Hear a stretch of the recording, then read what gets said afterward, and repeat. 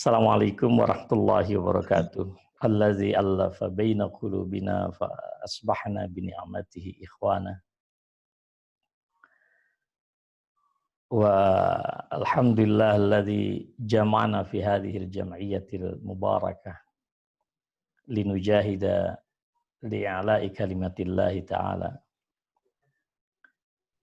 Wa usalli wa sallim ala sayyidil anam habibina Muhammad wa ala alihi wa ashabihi wa ala ummatihi alladzina saru ala nahjihi ila yaumiddin, amma ba'd. Usi nafsi wa iyyakum bitaqwallah faqad fazal muttaqun. Bapak-bapak pimpinan daerah Muhammadiyah di Pati, segenap ortom dan segenap pengurus ya, dan jamaah Zumiyah yang saya muliakan. Alhamdulillah ya, pagi hari ini kita bisa bersilaturahim. Mudah-mudahan semua nafas kehidupan dan silaturahim kita diberkahi oleh Allah Subhanahu wa Ta'ala. Amin. Dan semuanya nanti dicatat oleh Allah sebagai pemberat bagi timbangan kebaikan kita yaumal hisab. Amin ya mujibas sailin. Bapak-bapak, ibu-ibu dan jamaah sekalian yang saya muliakan, ya. Tentu aqulu lakum taqabbalallahu minna wa minkum taqabbal ya karim. Mudah-mudahan Allah mengabulkan semua ibadah kita di bulan suci Ramadan, bulan yang penuh dengan keberkahan. An yataqabbala minna salatana wa qiyamana wa ruku'ana wa sujudana wa sabrana wa kulla salihi al-a'mal. Mudah-mudahan semuanya diterima, sujud kita, sholat kita, puasa kita, tilawah kita, sedekah kita, kesabaran kita, dakwah kita, dan seterusnya. Amin ya mujibas sailin. Jamaah sekalian yang saya muliakan, kalau para sahabat ya, mereka khawatir betul jika semua amalan soleh mereka itu ditolak oleh Allah Subhanahu wa Ta'ala. Ketika Aisyah radhiyallahu ta'ala anha membaca surat Al-Mu'minun ayat ke-60, walladzina yu'tuna ma ataw wa qulubuhum wajilatun annahum ila rabbihim raji'un. Ini orang-orang yang banyak sekali mendermakan, bahkan nyawanya diserahkan di jalan Allah. Tapi dalam ayat itu, jika mereka mengingat kematian dan akan dikembalikan kepada Allah, mereka menjadi takut. Aisyah bertanya kepada Rasulullah SAW, apakah orang yang banyak beramal soleh itu diam-diam juga melakukan maksiat? Mereka mabuk, mereka berzina, dan seterusnya. Rasulullah dengan tegas menyatakan tidak. Mereka itu adalah orang yang senantiasa sholat, senantiasa berpuasa, senantiasa bersedekah. Hanya saja mereka itu takut jika semua kebaikan itu ditolak oleh Allah Subhanahu wa Ta'ala. Jadi, saudara sekalian dan jemaah yang saya muliakan, Al-Imam Al-Hasan Al-Basri, beliau mengatakan, amilu bitta'ati wajtahadu fiha. Para sahabat itu luar biasa. Kalau sudah melakukan ketaatan, itu puncak daya upaya mereka dikerahkan. Wahum yakhafuna alla yuqbala minhum. Tapi mereka juga takut jika nanti kebaikan itu tidak diterima oleh Allah. Innal mu'mina jama'a ihsanan wa khasiyah. Jadi orang beriman yang sejati itu adalah orang yang selalu memadukan pada diri mereka rasa takut karena keagungan Allah Subhanahu wa Ta'ala, ya, dan perbuatan ihsan, berbuat baik tanpa syarat. Wa innal munafiqa jam'a isa'atan wa amna. Sementara orang-orang munafik itu gemar berbuat keburukan, lalu kemudian merasa aman dari siksa dan tipu daya Allah Subhanahu wa ta'ala. Nah, jemaah sekalian yang saya muliakan, pertanyaan mendasar kita tentu bukan semata-mata Ramadan, tetapi lebih luas daripada itu. Apakah kehidupan kita ini memang bermakna di hadapan Allah Subhanahu wa ta'ala? Apakah perjuangan dan pengorbanan kita, khususnya di persyarikatan, ini dicatat oleh Allah sebagai amal soleh, atau bagaimana kita tidak pernah tahu. Nah, disinilah kemudian ya, keikhlasan kita ini diuji. Maka para ulama hampir ya, saya kira di semua kitab hadis itu mengawali kitab-kitab hadis mereka itu dengan satu hadis yang sangat fundamental. Innamal a'malu binniyat wa innamal likulli imri'in ma nawa. Faman kanat hijratuhu ila Allah wa rasulihi fahijratuhu ila Allah wa rasulihi wa man kanat hijratuhu lid-dunya yusibuha aw imra'atin yankihuha fahijratuhu ila ma hajara ilaih. Rasulullah membagi dua tipe umat ini. Yang satu adalah Allah dan Rasul oriented. Yang kedua itu adalah orang-orang yang dunia oriented. Nah, pertanyaannya kepada kita, khususnya para mujahid dakwah, ya, para pimpinan di persyarikatan kita, apakah itu di pimpinan persyarikatan, di pimpinan daerah, ataukah kemudian di ortom lah, pada semua tingkatan dari pusat sampai ke ranting. Pertanyaan yang sangat serius dan perlu kita muhasabah adalah, apakah memang semuanya itu sudah Allah dan Rasul oriented? Atau yang kedua, na'udzubillah min zalik, kita ini potongannya saja, tampilannya saja mengerjakan amalan akhirat, tetapi kita sangat dunia oriented. Nah, ini kan membutuhkan suatu kebersihan hati untuk menilai itu. Kita tidak peduli ya. Mau dari ketua umum sampai ketua ranting, bagi saya sama saja di dalam memuhasabahi niat ini. Ini saya kira sangat penting. Nah, oleh karena itu ada dua kata Sufyan Ats-Tsauri, ancaman orang mengamalkan amal soleh, termasuk berjuang. Itu pertama, tantangan pada internal diri dia. Maka itulah disebut dengan ujub. Nah, yang kedua adalah tantangan pada eksternal orang lain, masyarakat, publik, itulah yang disebut dengan riya. Dan keduanya ini adalah penghapus amalan soleh kita. Apakah itu disebut dengan ujub? Na'udzubillah, apakah itu juga disebut dengan riya? Nah, jadi kesombongan itu juga sama di dalam bahasa Arab ya. Kalau mukhtal itu ya sombong pada diri sendiri. Dia tahu apakah dia sombong atau tidak. Ya.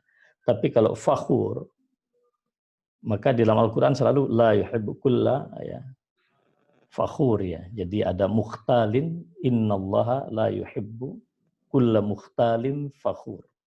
Mukhtal itu ya kesombongan yang tersembunyi di dalam diri. Kemudian fakhur itu kesombongan yang terekspresikan secara sosial dan publik. Nah, ini kan luar biasa. Mengapa hal ini penting kita tanya kepada diri kita sebagai pimpinan dan termasuk warga persyarikatan? Karena kita ini sedang berada di dalam dunia yang serba narsis, dunia yang serba visual, dunia artifisial, dunia yang penuh dengan spektakular dalam hal-hal yang bersifat zahir. Ya kan? Jadi kata Allah Subhanahu wa taala dalam Al-Qur'an, ya'lamuna zahiran minal hayatid dunya wa hum 'anil akhirati hum ghafilun. Jadi tabiat manusia itu memang cenderung mengetahui apa saja yang permukaan di dalam hidupnya. Yang zahir saja, yang artifisial, yang tampak. Tapi mereka jahil tentang hakikat. Padahal itulah inti daripada kehidupan kita. Ramadan tahun lalu kita masih bersama dengan guru kita, Buya Yunhar Ilyas. Hari ini kita tidak lagi dibersamai beliau. Pada Muktamar 47 beliau menjadi berita. Tapi sekarang, di mana beliau? Ini kan perlu kita muhasabah. Dan kita pun akan juga, inna nahnu bihi lahikun. Kita juga akan menyusul beliau. Jadi sebagai pimpinan di Muhammadiyah, mau dari pimpinan pusat sampai di ranting, pertanyaannya itu sesungguhnya, kita ini mau sampai kapan terjebak dengan ad-dunya mata'ul ghurur, termasuk di dalam beragama kita. Maka Imam Ibnu Asyur di dalam tafsir beliau At-Tahrir wa Tanwir mengkritik betul perilaku dan mentalitas yang seperti ini. Ditambah lagi kita ini sekarang berada di alam yang kalau menurut keputusan Muktamar Malang 2005 ya, Muktamar kita jelang 1 abad, manusia sekarang mengalami semacam dalam bahasa ilmiah itu sekularisasi. Jadi satu model kehidupan yang memaksa dia memisahkan antara dunia dan akhirat, memaksa dia untuk memisahkan antara Allah dan realitas kehidupan. Itu yang disebut dengan dunia oriented. Nah, dan kita mengalami dehumanisasi, kita mengalami proses kehilangan sendi-sendi kemanusiaan kita saat ini. Jadi ini luar biasa. Maka ketika Allah dalam suasana ini menurunkan pandemi, ya, ini kan pandemi COVID-19 ini kan menghancurkan semua budaya-budaya narsis.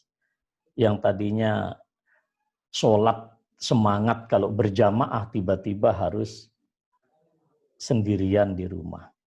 Semua keibadah-ibadah kita yang tadinya semuanya dalam bentuk spektakular begitu ya. Dengan adanya pandemi ini manusia mungkin ada sesuatu yang dia lupakan dalam hidupnya, yaitu diri dia dan keluarga dia. Maka kita mengalami persis seperti yang dialami oleh umatnya Nabi Musa sebetulnya. Ketika Fir'aun begitu kejam waktu itu, menyiksa semua yang menentang dia. Maka pilihan bagi Nabi Musa ketika itu adalah agar beliau menjadikan rumah sebagai tempat melaksanakan ibadah dan sholat. Wa auhayna ila Musa wa akhih an tabawwa li qaumikum bi Misra buyuta waj'alu buyutakum qiblah. Wa aqimus sholata wa basyiril mu'minin.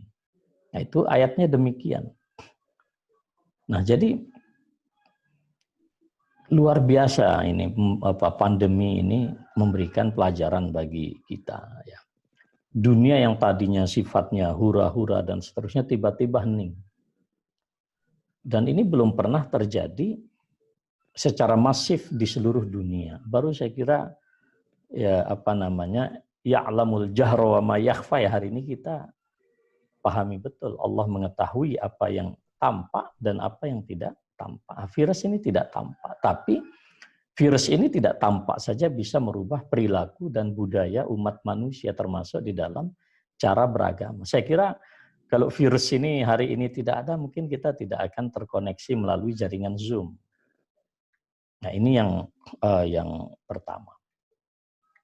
Nah, yang kedua, visi Ramadan ini kan kalau masalah fatwa nanti akan saya ceritakan kronologisnya ya. Karena fatwa yang awal yang sekarang pun saya juga terlibat ya. Poin yang kedua itu adalah takwa. Visi utama daripada puasa kita ini yaitu kutiba alaikum siyam kama kutiba alal ladzina min qablikum la'allakum tattaqun. Takwa itu inti daripada tujuan Allah mensyariatkan puasa. Lah apa takwa itu? Kalau kita buka ya kitab-kitab para ulama gitu kan. Sederhana saja mereka menafsirkan takwa itu, at-taqwa an taj'ala bainaka wa baina ma takhafuhu min azabillahi wiqayah.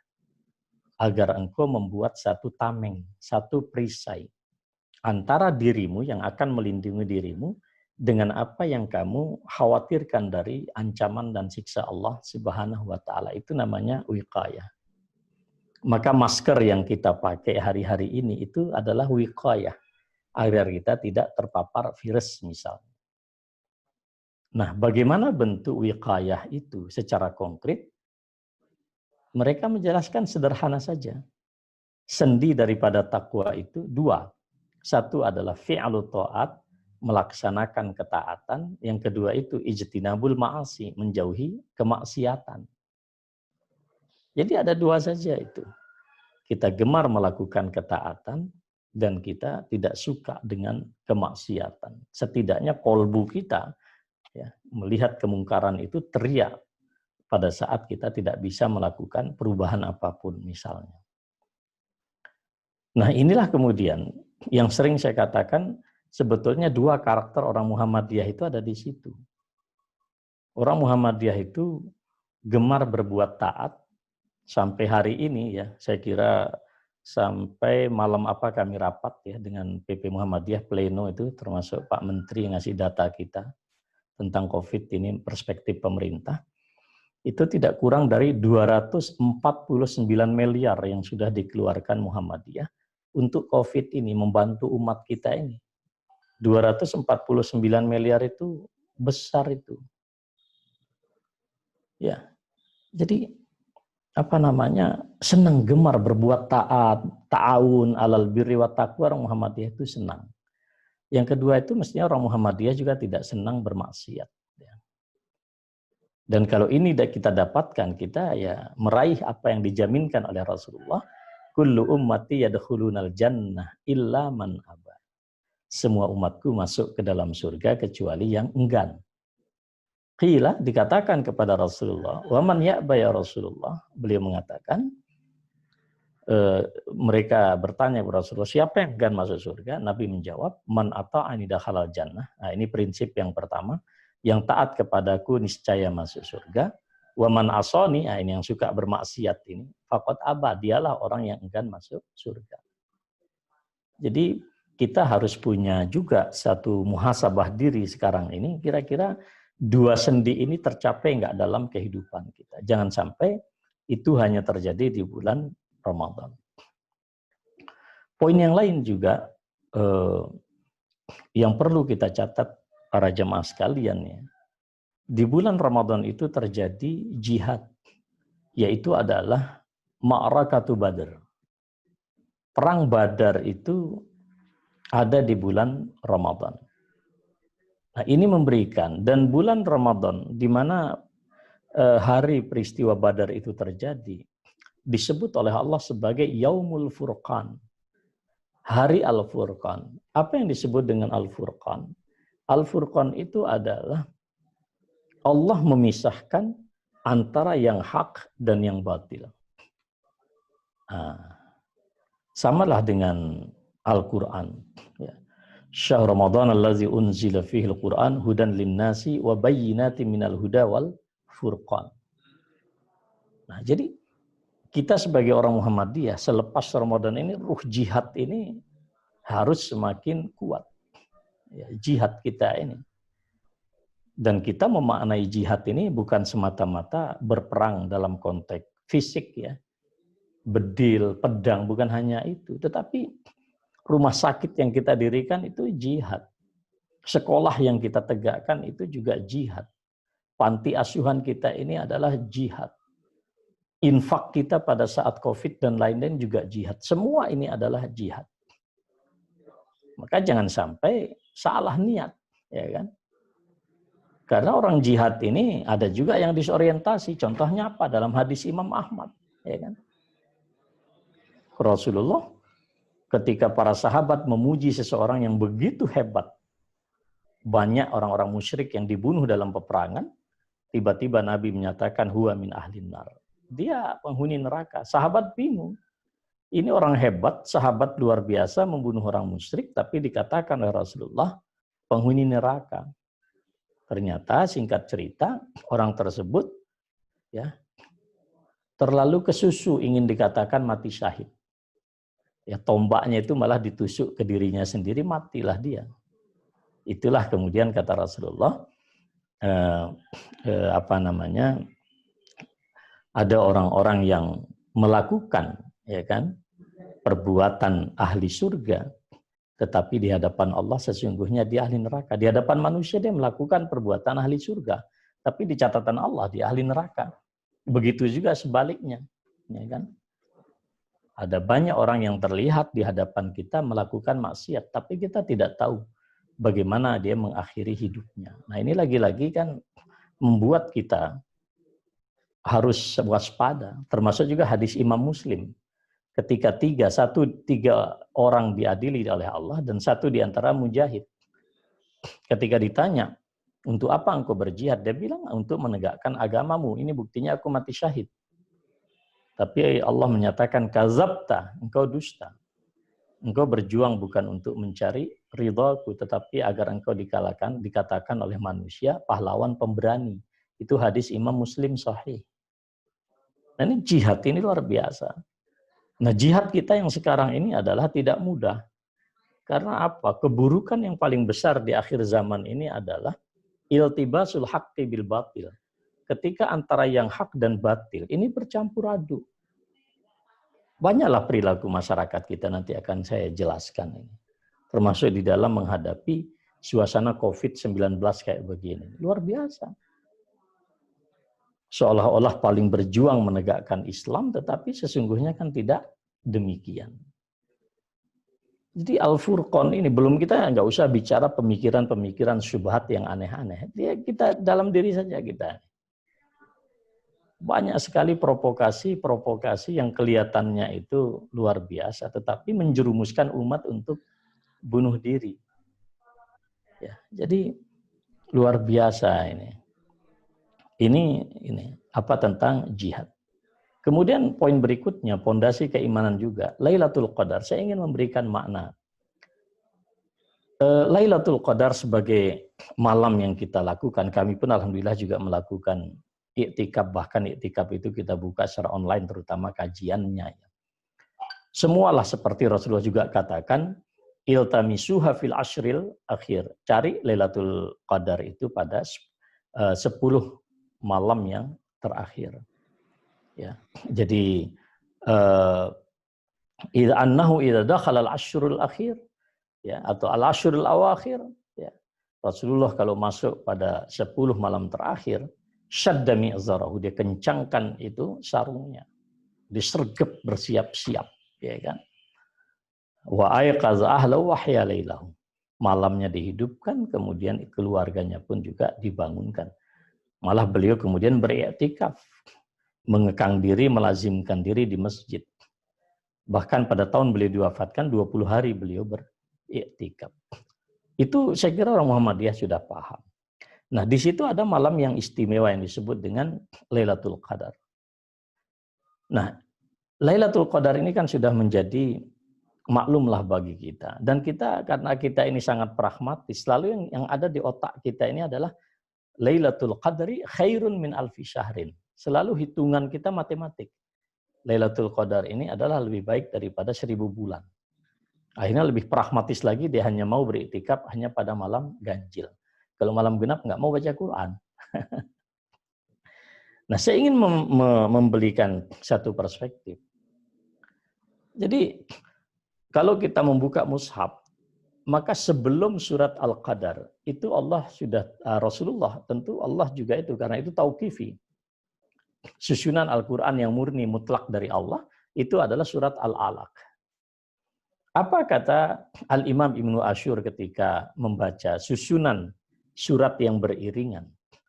Pada surat yang di sebelumnya adalah surat Al-Alaq, Iqra' bismi rabbikal ladzi khalaq, sampai akhir ayat, kemudian disusul dengan Inna anzalnahu fi lailatul qadar.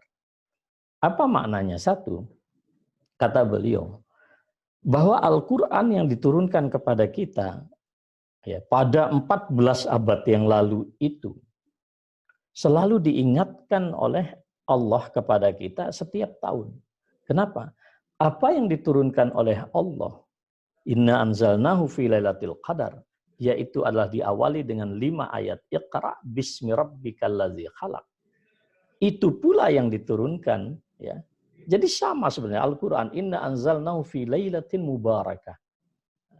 Jadi Al-Qur'an ini diturunkan pada malam yang diberkahi. Sehingga mestinya umat Islam ini punya suatu pemahaman di dalam batinnya masing-masing. Quran ini seolah-olah setiap tahun diingatkan oleh Allah kepada kita. Quran yang ada di hadapan kita ini, di mana pada malam Lailatul Qadar kita diperintahkan untuk melakukan ibadah secara lebih intensif, itulah yang diturunkan oleh Allah pada Lailatul Qadar pada saat Nabiullah Muhammad hidup sallallahu alaihi wasallam. Ini penting sekali. Artinya apa? Semangat Iqra, gitu. Iqra bismi rabbikal ladzi khalaq ya. Mestinya kalau dalam konteks sekarang ini umat Islam ini memahami semua fenomena kehidupannya ini dengan semangat Iqra, termasuk juga masalah Covid. Ya. Covid ini jangan tiba-tiba menyalahkan Yahudi, menyalahkan komunis, ya, makhluk yang tidak macam-macam, juntrungannya enggak, ujung pangkalnya enggak jelas. Padahal kemarin sore sudah 993 meninggal. Bayangkan kalau setiap hari yang meninggal itu 1000, itu satu hari loh Pak. Itu sudah tembus angka 993. Mestinya kan kita sebagai umat yang berikra tidak hanya melihat fenomena ini hanya dengan emosi keagamaan. Ini nyata loh ancamannya. Oke lah orang ribut tentang komunis, orang ribut tentang Zionis, Yahudi, dan seterusnya. Tapi kalau ada 993 mayat pada tanggal 6 sore kemarin, itu artinya persentase terbesar itu umat Islam yang mati. Dan jangan jelas sekali ini. Mestinya kan kita berpikir gimana agar umat ini tidak mati gitu loh. Jeddah Arab Saudi itu kemarin dibuka. Hanya satu Jumat setelah dibuka kota Jeddah. Itu korban yang berjatuhan 31 orang itu di kota Jeddah. Dan langsung yang positif itu 2000 berapa ini? Ada dapat berita dari kawan di Jeddah. Langsung hanya enggak genap 24 jam. Semua masjid ditutup lagi di Jeddah. Apa berani kita mengatakan ulama di Jeddah itu orang-orang yang standarnya di bawah kita? Apa berani kita mengatakan kesalehan orang Indonesia lebih hebat dari kesalahan? Enggak, tentu juga. Tapi saya ingin mengatakan kepada kita, karena bagaimanapun ya, Iqra ini, ayat Allah ini kan dua. Ayat Allah yang ada di dalam Al-Quran, di mushaf kita. Tapi ingat, COVID ini juga ayat Allah. Karena Allah sendiri menyatakan, sanurihim ayatina fil afaq wa fi anfusihim afala yubsirun. Ayat-ayat kami ini, tanda-tanda kekuasaan kami, selain tertulis kata Allah, kami akan tampakkan di alam semesta dan kami tampakkan di dalam diri manusia. Jadi ini ayat Allah, maka keimanan kita mestinya sama. Jadi selalu saya mengkritik orang mengatakan kok kita dilarang Jumatan. Tidak ada yang melarang Jumatan. Kita berpindah dari satu idza nudiya lis-sholati min yaumil jum'ah, itu ayat Quran, kepada ayat Quran yang lain wala tulqu biaidikum ila tahluka. Jadi jangan kita campakkan diri kita kepada kebinasaan. Mohon maaf loh Pak, sekarang ini pemerintah menambah loh jumlah bed di rumah sakit. Diam-diam kita sekarang rumah sakit ini nambah tempat tidur loh Pak. Bayangkan ICU ini, Jeddah nggak sanggup menangani COVID-19 pada Jumat kemarin. Kemarin ini kita Jumat, hari ini kita Ahad, berarti 2 hari yang lalu. Jeddah, sekelas rumah sakit Arab Saudi, ICU-nya tidak sanggup lagi menampung pasien. Maka kurang 24 jam Jeddah ditutup lagi. Padahal baru kemarin diumumkan Jeddah dibuka. Yang kalau Pak Jokowi bilang new normal, saya mengatakannya tidak normal, bukan new normal, ini tidak normal. Dalam konferensi pers saya katakan, di depan Pak Menteri saya katakan, ini tidak normal, kita nggak usah ngapusi masyarakat dengan istilah-istilah yang apa. Kenapa? Karena kita ini ikra, gitu loh Pak. Enggak, kalau semangat itu Pak, kurang apa sih kita Pak? Ya jadi, tapi kita kan tidak peduli dengan hadis-hadis Rasulullah itu. Kita merasa lebih hebat dari Umar bin Khattab, kita merasa lebih hebat daripada para sahabat di zaman Rasulullah, misalnya kan. Ya, nanti hal ini akan saya jelaskan secara khusus. Kenapa? Karena orang beragama di akhir zaman ini narsis, emosi yang dipompa itu. Emosi. Ini lucu, Jogja ini saya amati, Pak. Ketika setelah dibuka masjid-masjid, ternyata pasar masih lebih ramai dari masjid itu. Saya kira apa gitu, ternyata enggak juga. Fatwa ulama sudah dirubah karena beberapa data dari pemerintah yang kita akomodir. Tapi ternyata masjid standar-standar aja itu. Jadi saya kadang-kadang mikir, ini orang-orang ribut di media sosial, ini serius nggak sama Gusti Allah ini? Nah ini kan pertanyaan Pak. Ini saya katakan, orang Muhammadiyah itu memang ya harus, ya harus ilmiah gitu kan. Ya, ini fakta sudah sedemikian rupa. Jadi spirit ruh ikra ini harus tetap. Tapi juga Lailatul Qadar, jamaah sekalian. Apa yang disebut dengan Lailatul Qadar? Itulah malam kemuliaan. Kalau kita bertanya, kemuliaan manusia yang tertinggi adalah ketika dia bisa meletakkan Allah sebagai Rabb dan Allahnya, sebagai Tuhannya.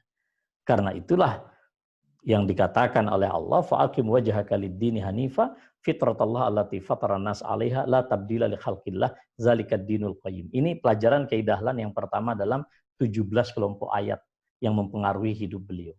Ayat yang pertama itu adalah mengenai fitrah itu.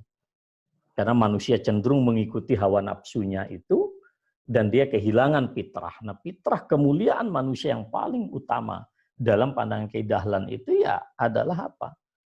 Dia bisa mentauhidkan Allah Subhanahu wa taala. Jadi kalau malam Lailatul Qadar ya mestinya menjadi malam di mana kita menemukan tauhid kita yang paling asli.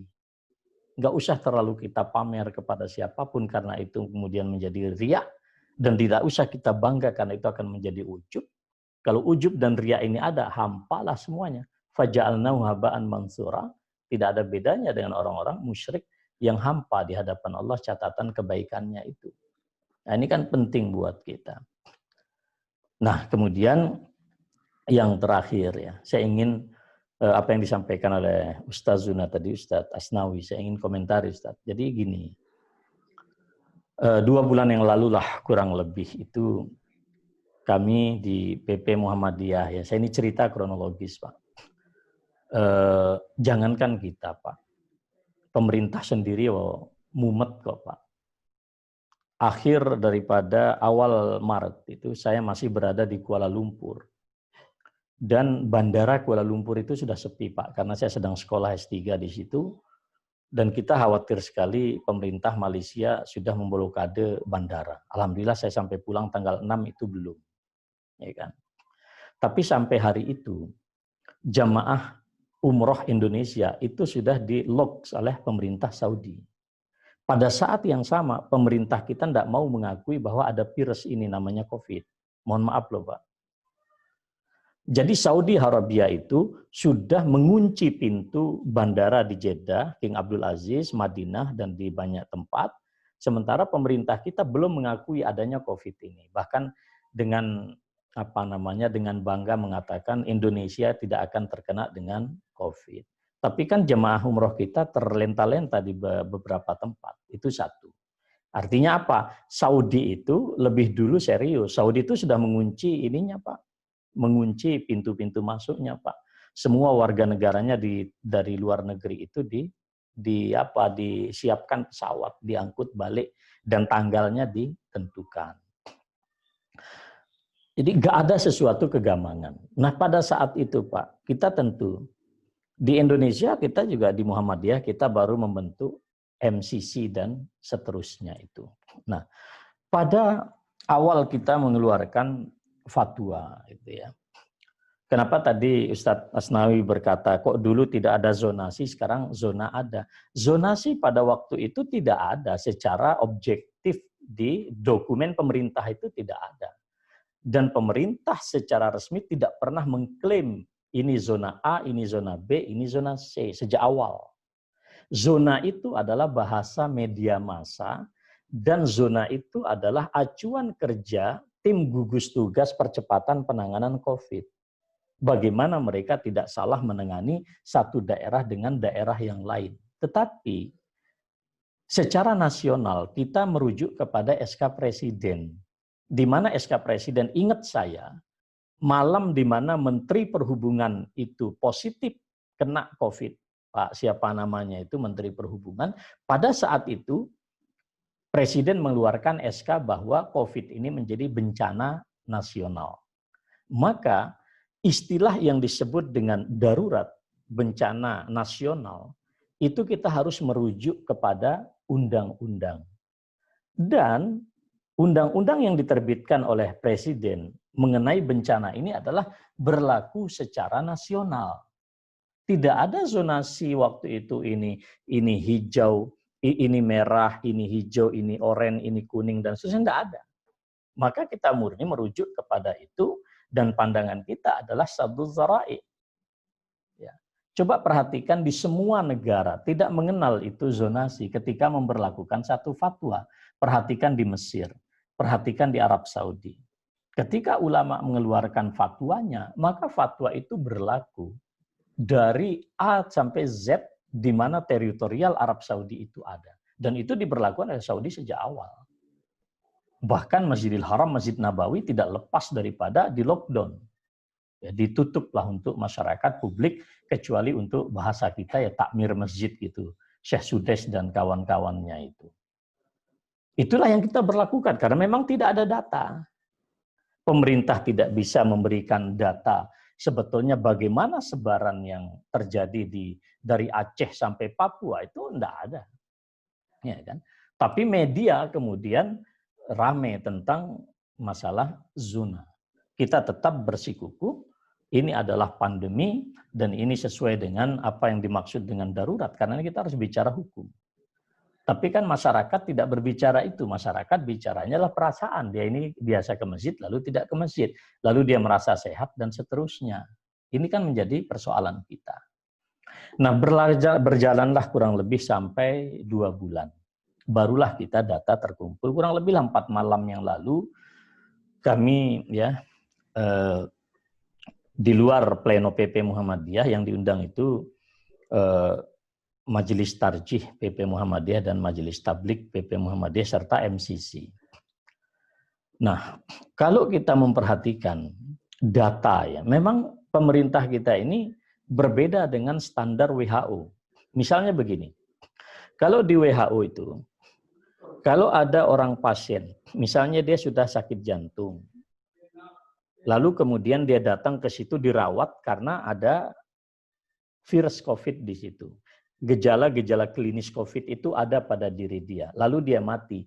Maka orang ini tanpa menunggu hasil lab, itu dikategorikan matinya dengan COVID itu tadi. Kalau mati, ajal, selesai persoalan, nggak usah dibahas. Ya, jadi sakitnya itu karena COVID. Itu standar WHO. Tapi pemerintah kita tidak. Pemerintah kita menggunakan standar. Ada pasien sekarang sedang dirawat. Lalu swabnya itu yang tes apanya yang masukkan ke hidung. Itu kan baru keluar 5-10 hari. Tapi pasien ini mati di tengah jalan oleh pemerintah. Walaupun gejala klinisnya jelas itu COVID, tapi oleh Satgas COVID itu tidak dimasukkan data orang yang meninggal karena COVID. Sampai nanti hasil labnya itu keluar walaupun dia sudah dimakamkan. Jadi kalau tanggal 6 bulan Juni kemarin sore, pemerintah mengumumkan 993 wafat pada hari ini, kemarin Sabtu ini. Nanti sore mudah-mudahan kurang. Ya kan? Itu artinya, itu korban yang sudah terjadi 5-10 hari yang lalu, Pak. Bukan korban real time, bukan. Ini yang berbeda dengan standar WHO. Itulah mengapa ketika angka COVID tim pemerintah itu di angka 500 jiwa yang meninggal, Ikatan Dokter Indonesia merilis datanya itu 1.000 orang sudah meninggal, 2 kali lipat, Pak. Itu menurut Ikatan Dokter Indonesia. Kemudian kita baca semua data ini, Pak. Grafik ya. Nah, memang berat sekali, terus terang. Saya termasuk yang menyampaikan di situ. Saya katakan fatwa tidak boleh tunduk pada pada perasaan publik, tidak boleh, karena agama ini diturunkan oleh Allah bukan untuk mengikuti perasaan masyarakat. Agama ini harus mengarahkan. Terus terang saya tegas di situ. Dan kaidah-kaidah hukum kita kemudian juga tidak boleh dilihat dari perspektif politik. Pokoknya ya hukum ini murni saja, nggak usah lihat politik, nggak usah lihat macam-macam ini. Dan saya tegaskan di sini, kita tidak pernah mendiskusikan itu namanya komunis, itu namanya Yahudi, namanya tidak ada. Kita betul-betul murni berbicara gimana umat Islam ini tidak korban nyawa. Lalu bagaimana solusi syariah.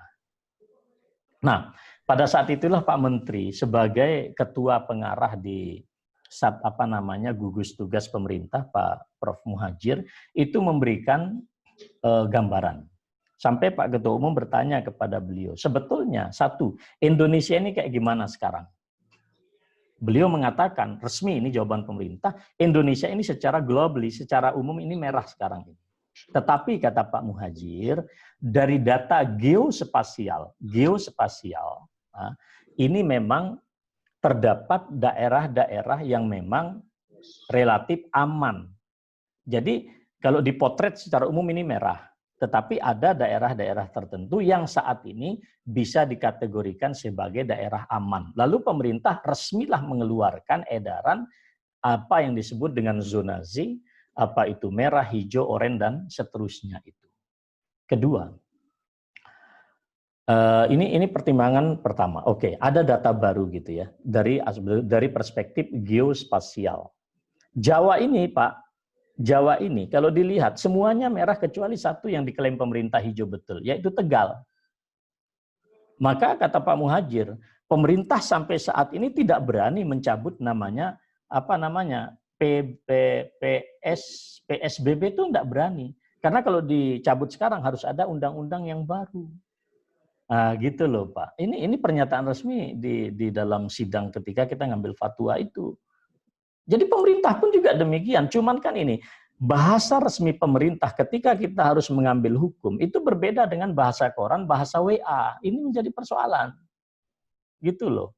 Malam itu Pak Muhadjir tidak mengakui kalau pemerintah kemudian begitu. Jadi di kabinet pun ada dua kubu, itu kubu yang pro menyelamatkan manusia, kedua adalah kubu yang pro menyelamatkan ekonomi. Nah ini kita kan harus melihat, ini fakta satu yang baru. Data ini belum ada pada saat kita mengeluarkan fatwa yang pertama itu belum ada. Oke, yang kedua. Sekarang ini objektif, beberapa memang ada daerah-daerah yang relatif aman. Lalu pertanyaannya, siapa yang berhak dan punya otoritas untuk mengatakan ini daerah zona hijau dan aman? Kita kembalikan kepada pemerintah. Dalam hal ini adalah gugus tugas COVID-19 yang dikomandani oleh Pak Jenderal Doni itu. Kita akan merujuk ke data itu, karena itu adalah bagian daripada komitmen kita untuk percaya kepada pemerintah dengan datanya. Tapi kita minta malam itu, pemerintah jangan main-main dengan data. Dan itu sudah sampai ada jaminan dari Pak Jokowi bahwa mereka tidak akan bermain-main dengan data. Oke, kita percaya itu, Pak. Kalau ternyata besok tidak, ya kita serahkan ke Gusti Allah besok kalau kita diadili di akhirat. Ulama itu kan mikirnya cuma gitu, Pak. Sampean macam-macam nanti nyawa warga ini mati, sampean siapkan jawaban depan mungkar nakir. Kalau saya kan gitu saja. Tapi sementara ini di dunia kita percaya, Pak Jokowi mengatakan datanya kita akan serius, wis monggo kita akan percaya itu. Yang disampaikan oleh Pak Muhadjir. Gitu loh. Bahwa ada daerah-daerah yang mengalami perbaikan dan seterusnya. Yang kedua, karena di awal ini tidak terjadi ada data, Pak. Yang kedua itu adalah data ekonomi. Kalau Indonesia stagnan kayak begini terus, ya, maka terancam kalau tidak salah itu nanti bulan Juli dan seterusnya itu, ini 30% rakyat Indonesia sudah nggak bisa makan. Maka beliau bertanya, dan di forum itu muncul, bukankah matinya masyarakat di luar persoalan COVID, tapi matinya karena tidak bisa makan, karena memang pemerintah nggak bisa menjamin semuanya, walaupun undang-undangnya bunyinya kan begitu. Rakyat itu diberikan makan kan kalau mengadakan satu kebijakan. Tapi faktanya kan pemerintah nggak bisa. Maka tidak ada pilihan lain. Jadi memang antara dua darurat yang luar biasa ini, ya kan, ini menjadi pertimbangan. Dan dalam agama ya kalau ada dua darurat, sama-sama buruk ini, maka diambil yang paling ringan di antara dua darurat. Kalau maslahatnya sama, maka maslahat yang besar diambil. Itu kan kaidah fikih juga itu. Oke, itu menjadi catatan kita. Berarti ada fakta yang berubah di lapangan. Nah, perubahan fakta di lapangan inilah sesuai dengan kaidah fikih kita. La yungkaru taghayyurul ahkam bi taghayyuril azman. Bahwa perubahan suatu hukum itu juga tidak diingkari di dalam agama Islam karena adanya perubahan-perubahan objektif di lapangan. Nah, ini datanya baru. Nah, berdasarkan itulah kemudian panjang cerita di forum itu, karena lama sekali, kita berkeyakinan dengan apa yang sudah kita rilis, yang kemudian muncul di dalam surat edaran PP Muhammadiyah yang kemarin itu. Jadi kronologisnya demikian. Ini jadi Muhammadiyah, dan saya pribadi saksi ya, saya masih sadar lah saya ini.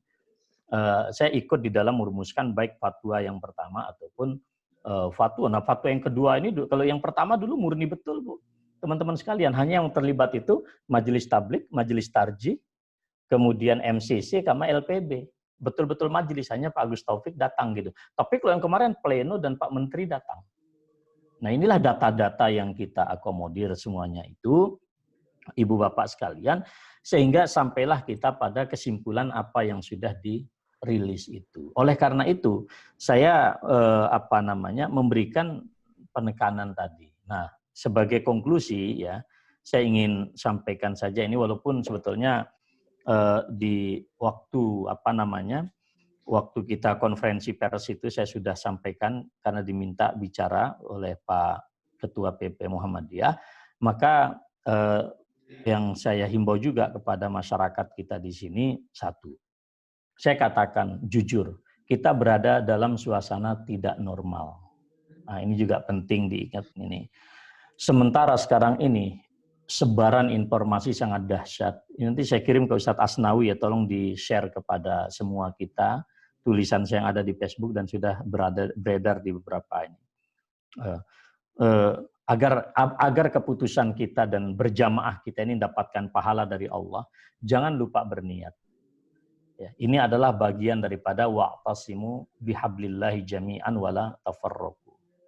Mari kita menguatkan soliditas kita, persatuan kita lagi, jangan lagi kita tafarruq. Ya. Saya pahamlah kondisi dari Aceh sampai Papua juga demikian. Tidak mudah bagi pimpinan daerah untuk menghadapi emosionalitas masyarakat kita.